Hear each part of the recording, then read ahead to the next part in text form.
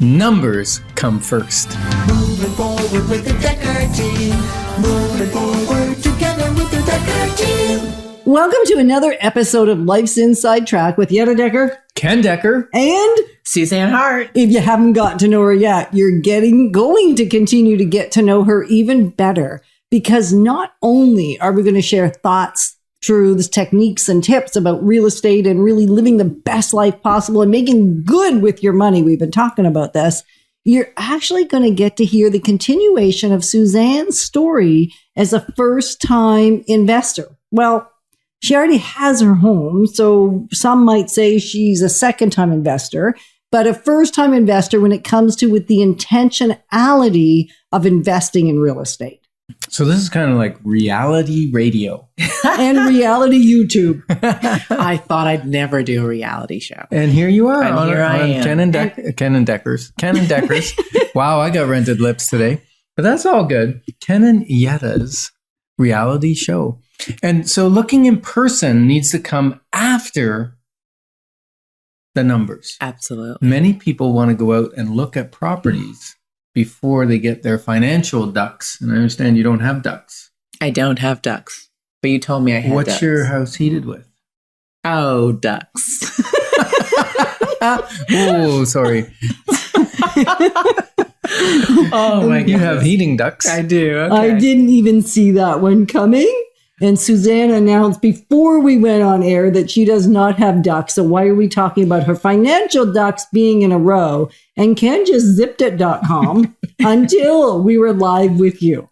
And so the amazing thing is there is an order to investing. So on the first show that we did with Suzanne, the entire episode, we talked about, should she stay in the house she's in? Should she go? What does she still need to do to get all her financial assets in order to know whether or not it's the right time to buy? Mm-hmm. And so we really began the preliminary conversation. So if you haven't seen that episode, you will want to go back, because this is going to be something where you get to follow along with Suzanne for as long as it takes for her to purchase her first intentional investment property. Mm. Yeah.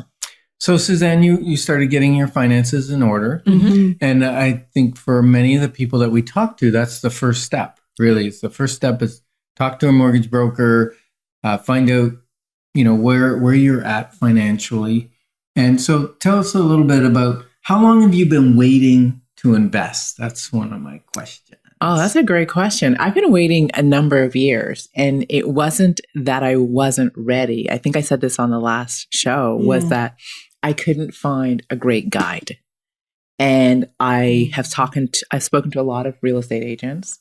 However, there was something missing for me. And I think it is, in my mind, it's hard to earn your income. It takes time to compile and do all of the stuff to lay the groundwork.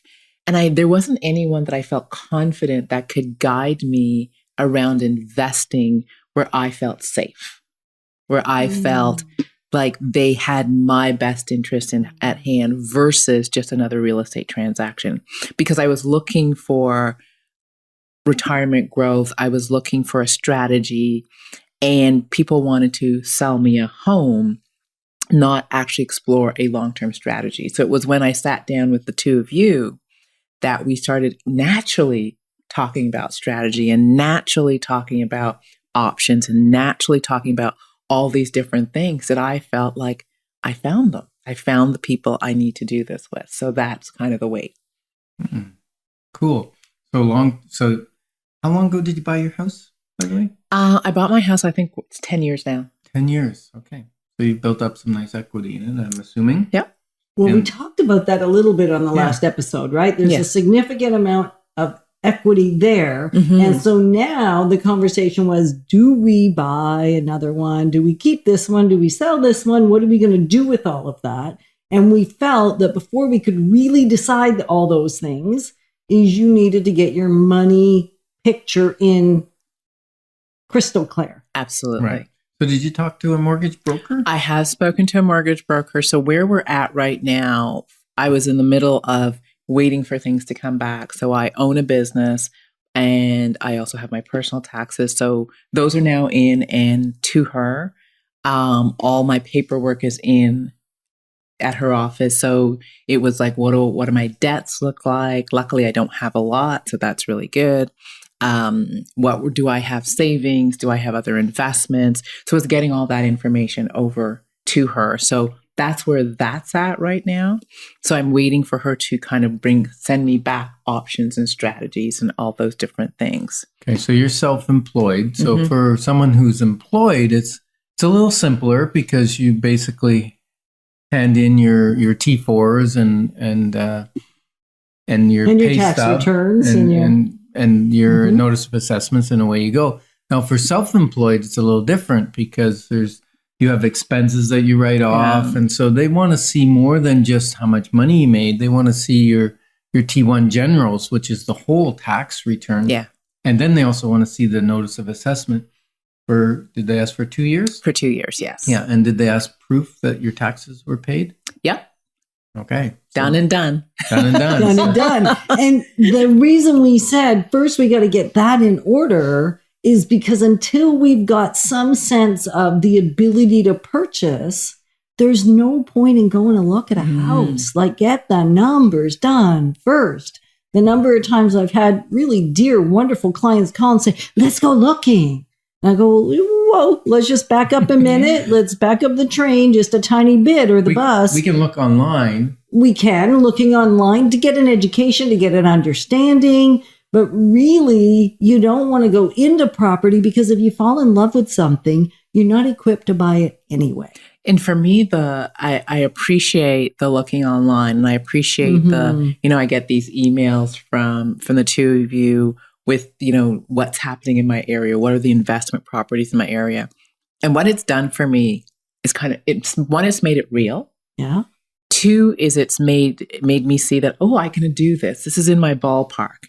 And surprisingly, a lot of different types of options that were there. So I really appreciate that. It also got me thinking of, we were talking about maybe me selling my house and buying two investment properties. And we talked about, I like space. I like open concept and so on and so forth. And a lot of the properties that were coming available they weren't old, but they were older and the rooms were smaller. And that was a concern for me. And so it was great to talk that through with you and then walk through my house and look at how can we turn it into an investment property, that was a conversation that was on the table. Yeah. So just doing that preliminary work was so helpful and also put my mind at ease in many ways. Mm-hmm. So just being able to see properties online before we even went to look at it, because we're going to talk about that in the next segment. Before we even did that, just being able to see what the options were out there made it come to life for you. It did. And it was like, we've started, it's real. And when you think of doing these things, you think about it, and I don't know about anyone else, but it's always bigger than I think it is. And so what this did was it kind of I started doing numbers and going, this really does look doable. This is really possible. And so it shifted my thinking in terms of, we started, it's real. Let's really start planning. It just became different for me. That's cool. Now, Jim Rohn has a quote that says, formal education will make you a living, but self-education will make you a fortune. So true. So true. So we're grateful to be your partners on the journey of wealth, wisdom, and investing. Moving forward with the Decker team. Moving forward together with the Decker